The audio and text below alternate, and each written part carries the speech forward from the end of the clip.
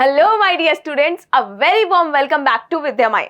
आई hope आप सब बहुत अच्छे होंगे और आप अपनी इस क्यूरियोसिटी की जर्नी को बहुत अच्छे से एंजॉय कर रहे होंगे।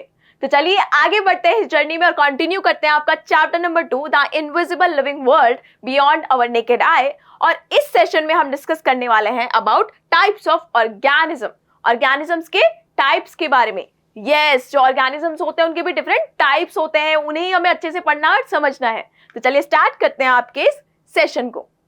ऑलराइट एवरीवन, तो सबसे पहले हम डिस्कस करने वाले हैं types of organisms on the basis of numbers of cell. Cell के नंबर के बेसिस पे ऑर्गेनिजम्स के जो डिफरेंट टाइप्स होते हैं। अब इसका मतलब क्या है on the basis of number of cell? देखिए, इसका बहुत सिंपल सा मतलब है कि किस ऑर्गेनिज्म में कितने सेल्स होते हैं, उसके बेसिस पे आपके पास डिफरेंट टाइप के ऑर्गेनिजम्स देखने को मिलते हैं। सो depending on the number of cells, living organisms are divided into two categories. तो सेल्स के नंबर के बेसिस पे हम क्या करते हैं, लिविंग ऑर्गेनिजम्स को दो कैटेगरीज में डिवाइड कर देते हैं। और वो कैटेगरीज क्या होती हैं? पहला, यूनिसेलुलर ऑर्गेनिजम्स, जिन्हें हम बोलते हैं एक कोशिकीय जीव। क्या होते हैं? Unicellular organism. तो यूनि का मतलब यहाँ पे देखो होता है one, uni means one and cellular means cell. तो ऐसे ऑर्गेनिजम्स जिसमें सिर्फ वन सेल होता है, एक सिंगल सेल होता है, ऐसे ऑर्गेनिजम्स को हम क्या बोलते हैं? यूनिसेलुलर ऑर्गेनिजम्स बोलते हैं। तो हिंदी में इसको आप बोल सकते हैं एक कोशिकीय, मतलब एक कोशिकीय मतलब सेल, कोशिकीय मीन्स सेल, तो ओनली वन सेल। ऐसे ऑर्गेनिजम्स इनके पास क्या होगा? वन सेल होगा। Clear? And the second type of organisms on the basis of number of cells are multicellular organisms. क्या होते हैं? multicellular organisms. multi मतलब many, more than one, and cellular means cell. तो ऐसे ऑर्गेनिजम्स जिनमें एक से ज्यादा सेल्स होंगे, मल्टीपल सेल्स होंगे, उन ऑर्गेनिज्म को आप बोलोगे मल्टीसेलुलर ऑर्गेनिज्म। हिंदी में आप इसको क्या बोलोगे? बहुकोशिकीय। बहु मतलब बहुत, कोशिकीय मतलब सेल्स, बहुत सारे cells. Right? So I hope आपको ये पता चल गया होगा कि सेल्स के नंबर के बेसिस पे ऑर्गेनिजम्स को दो कैटेगरीज में डिवाइड किया जाता है, यूनिसेलुलर एंड मल्टीसेलुलर। अब आप बोलेंगे कि मैम सिंगल सेल्ड ऑर्गेनिज्म भी होते हैं, मतलब ऐसे ऑर्गेनिज्म भी होते हैं, लिविंग ऑर्गेनिज्म जो कि सिर्फ एक सेल पर जिंदा होते हैं, जिनकी बॉडी सिर्फ एक सेल से बनी हुई होती है। मैं बोलूंगी यस, ऐसे ऑर्गेनिजम्स होते हैं।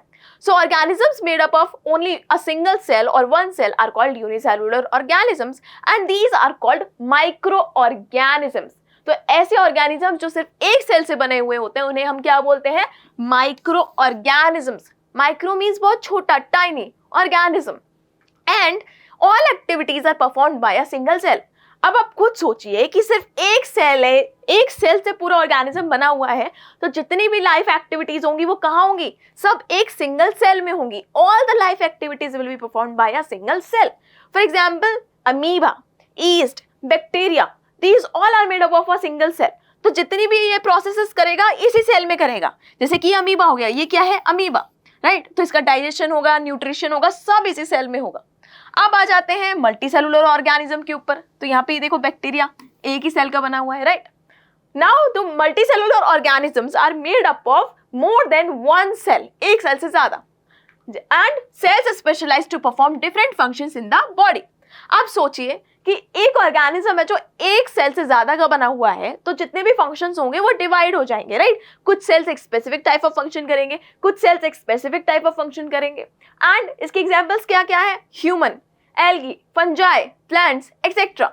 अब मान लो ये प्लांट है, आपको पता है ये क्या होगा? एक तरीके से बहुत सारे सेल से मिलकर बना हुआ है। और अभी हम हमारे प्रीवियस सेशन में पढ़ के आए थे कि डिफरेंट सेल्स डिफरेंट फंक्शंस को परफॉर्म करते हैं हमारे मल्टीसेलुलर ऑर्गेनिज्म की बॉडी में, चाहे वो प्लांट हो, चाहे वो एनिमल्स हो, ह्यूमन बींग्स हो, राइट? तो यहाँ पर क्या हो जाएगा? यहाँ पे जो डिवीजन है, वर्क का डिवीजन है, फंक्शंस का डिवीजन है, वो अलग अलग सेल्स में हो जाएगा। तो यूनिसेलुलर में सब कुछ एक ही सेल में होगा और मल्टीसेलुलर में अलग अलग जो ऑर्गन्स हैं, अलग अलग सेल्स हैं, वो अलग अलग तरह का काम करेंगे। क्लियर? तो इस तरीके से क्या होता है, दो कैटेगरीज में हम इन्हें डिवाइड कर देते हैं। क्लियर हो गया अच्छे से? चलिए अब आगे बढ़ते हैं students. All complex living organisms begin life as a single cell called an egg. तो जितने भी लिविंग ऑर्गेनिजम्स हैं सब अपनी लाइफ को एक सिंगल सेल से स्टार्ट करते हैं, जिसे हम क्या बोलते हैं? एग बोलते हैं, या फिर क्या बोलते हैं? अंडाणु बोलते हैं। यस, चाहे आप हो, चाहे मैं हूं, चाहे जितने भी एनिमल्स हैं, जितने भी लिविंग ऑर्गेनिजम्स हैं, चाहे प्लांट्स हैं, हर किसी की स्टार्टिंग ऑफ लाइफ कैसे होती है? एक सिंगल सेल से होती है। कैसे होती है? With one single cell. हर कोई स्टार्टिंग में क्या होता है? एक छोटा सा सिंगल सेल होता है। आगे देखिए cell division. This egg can divide many times to form a whole living being and the egg has power to create a full living being through cell division. फिर उसके बाद होता है सेल डिविजन। अब ये सेल, एक cell से ये पूरा ऑर्गेनिज्म कैसे बनता है, हम ह्यूमंस कैसे बनते हैं? तो ये जो एग होता है ना, ये क्या करता है? ये डिवाइड करता है। क्या करता है? सेल डिवीजन करेगा, या फिर हम बोल सकते हैं मल्टीप्लाई करता है, राइट? तो अपने आप को डिवाइड करता है इस तरीके से। एक सेल जो है, मान लो ये एक सेल है, ये एक सेल खुद को इस तरीके से डिवाइड करेगा और अपने आप को दो पार्ट्स में इस तरीके से डिवाइड कर लेगा। इससे क्या होगा? एक सेल से दो सेल बन जाएंगे और इस प्रोसेस को हम क्या बोलते हैं? सेल डिवीजन बोलते हैं। What do we call this process? Cell division. अब ये मल्टीपल टाइम्स डिवाइड करेगा। अब ये एक सेल दो सेल्स में डिवाइड हो गया, अब ये जो दो सेल्स हैं ये सेपरेट टू सेल्स में डिवाइड होंगे इस तरीके से। अब ये बने हुए दो सेल्स और मल्टीपल सेल्स में डिवाइड होंगे। तो ये सेल डिवीजन तब तक चलता है जब तक एक कंप्लीट ऑर्गेनिज्म ना बन जाए। क्लियर? अब ये जो होती है ये एग में होता है। जो क्या होता है? आपका एग है वो डिवाइड करता है।